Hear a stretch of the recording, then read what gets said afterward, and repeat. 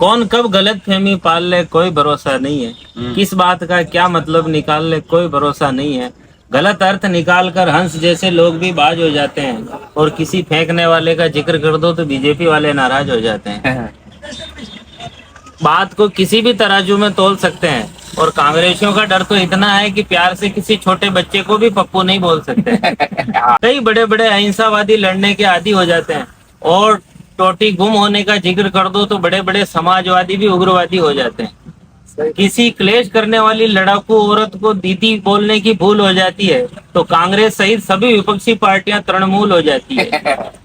शांत रहने वाले को भी क्रोधी समझने लगते हैं, शांत रहने वाले को भी क्रोधी समझने लगते हैं, और भ्रष्टाचार का जिक्र कर दो तो आपको लोग आम आदमी पार्टी का विरोधी समझने लगते हैं। सूखे आंचल को आंसुओं से भिगोने वाला नहीं रहा, और मायावती जी का तो हमें खुद ध्यान रखना पड़ता है, क्योंकि उनकी पार्टी में आजकल कोई नाराज होने वाला नहीं रहा। इस देश में एक दो एमपी वाली भी राष्ट्रीय पार्टियां हुआ करती है, इस देश में एक दो एमपी वाली भी राष्ट्रीय पार्टियां हुआ करती है, जिनकी बुलंद आवाज आकाश छुआ करती है। कई मौकों पर ये पार्टियां लड़ने को आमादा हुई, चुनाव के बाद कई मौकों पर ये चुनाव के बाद भी लड़ने को आमादा हो गई, सरकारें बनाने और गिराने पर आमादा हो गई। तब मुझे लगा कि लोकतंत्र की खूबसूरती कुछ ज्यादा हो गई। खैर, ऐसे अपमानजनक शब्दों के आविष्कार आम आदमियों ने नहीं किए, ये शब्द तो नेताओं ने एक दूसरे को दिए हैं।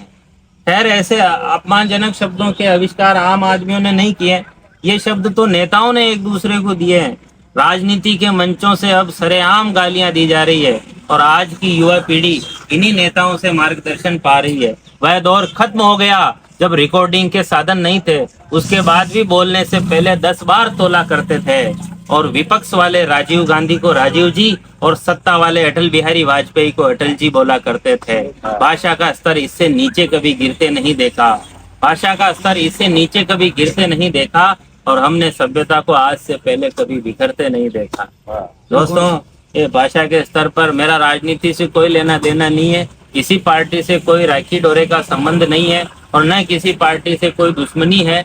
ये अपने देश में जो कोई मान लो कमी है, तो उस कमी पर तो बोलना हमारा कवियों का धर्म है, तो मैं तो वो कवि धर्म निभा रहा हूँ। अगर आपको बुरा लगे तो गाली मत देना, और अगर अच्छा लगे तो अपने दोस्तों को भी सुनवाना। ऐसी एक से बढ़कर एक हास्य की कविताएं लेकर के आऊंगा। अपने देश का क्या असर कर दिया इन्होंने। ये वह देश था, ये वह देश है जहाँ भगीरथ गंगा लेकर आए थे, सत पर चलकर हरिश्चंद्र ने सत्य के पाठ पढ़ाए थे। यह वह देश है जहाँ राम की मर्यादा ने राज किया, राज ऋषि वन विश्वामित्र ने नवयुग का आगाज किया, मानस में तुलसी ने एक जटायु का गुणगान किया था, धर्म की रक्षा के पथ पर यहाँ पक्षी ने बलिदान दिया था, कर्म के पथ पर चले कृष्ण तो हुआ राष्ट्र वैभवशाली, एक गाय चराने वाले ने यहाँ धर्म स्थापना कर डाली। तो ऐसा देश था अपना, जिसका ये हाल कर दिया। इसलिए दुख होता है, इसलिए बोलते हैं।